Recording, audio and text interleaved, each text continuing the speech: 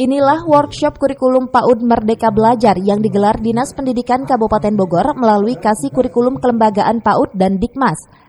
Kegiatan ini berlangsung di salah satu hotel di wilayah Megamendung dan berlangsung selama 3 hari.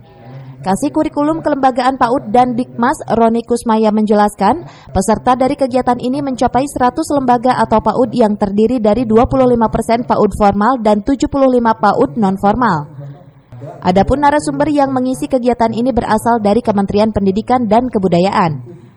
Roni berharap ada output besar yang didapatkan para peserta sebagai dasar penerapan satuan pendidikan dan memperluas satuan pendidikan di Kabupaten Bogor. Kita dari seksi kurikulum dari kelembagaan PAUD Dikmas hari ini menyelenggarakan workshop kurikulum Merdeka Belajar untuk pendidikan anak usia dini.